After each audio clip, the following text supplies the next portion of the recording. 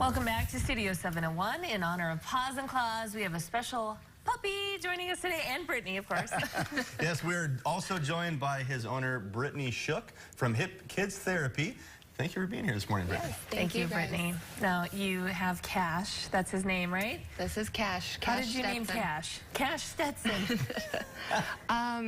It was kind of quite the ordeal to decide and pick out. It was a whole family ordeal. We all thought about names and what would fit him and what we wanted, and that's kind of how it came to be, Kash Stetson.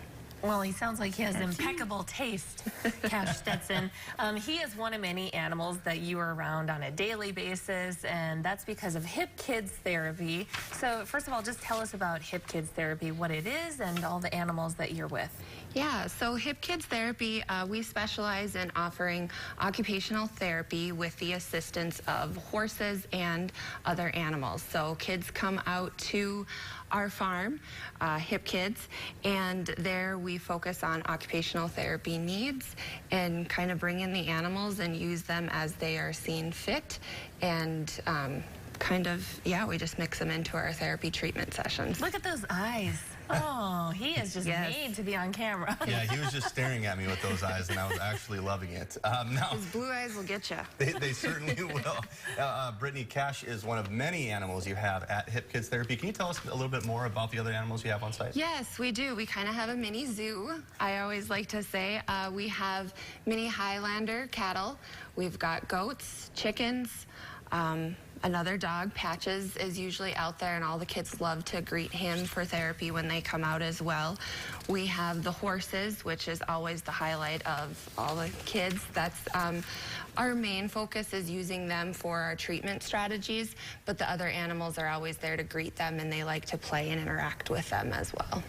Now, Cash, you said, is not an official therapy dog yet, but he's kind of going that way.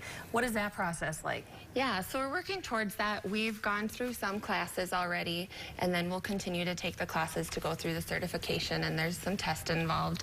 And then I think for us, our focus too is just always, from a pup, we've socialized him, taking him out, meeting other people, you know, having him be in the car, so he's used to traveling and getting in places. So I think socialization was really key in the younger years, and then to continue with it too. Yeah, sure. And what are some of the, sorry, Jeff, benefits that children get from being around animals, whether it is the puppy or the horse? What are some of those therapeutic elements that they get from that? Yeah, I think there's a lot of benefits. I could really kind of talk all day. I think one of the main things is just, you know, when an animal is in the room, it really just lightens the mood. It's something that we both, in that current present moment, have in common. We can talk about the dog. We can both relate to him. So I think it takes away some of those anxious thoughts too, if kids have, or uncertainty if it's, say, a first visit or so. As you can see, Cash is just very personable. We talk about if he's smiling or what he's feeling that day.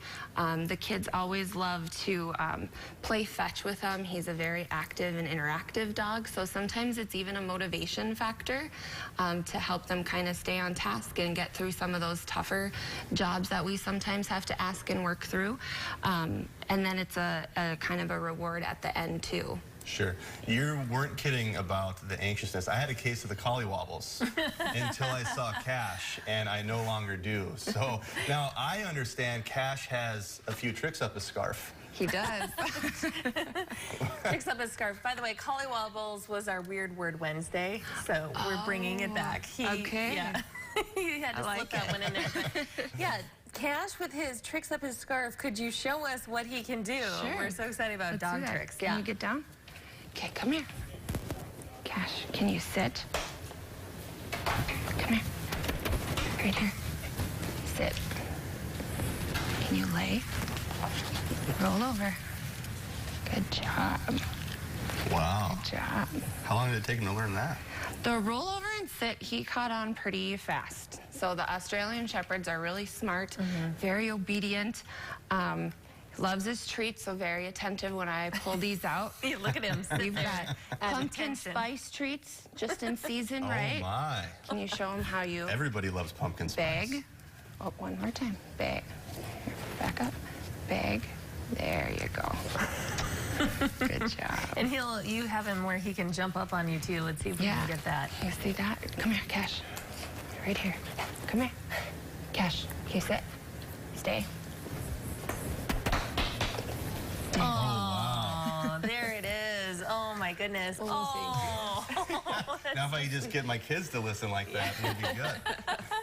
Well, pumpkin spice treats, I mean, I would probably listen for that. And what kind of, did you say what kind of dog he is again?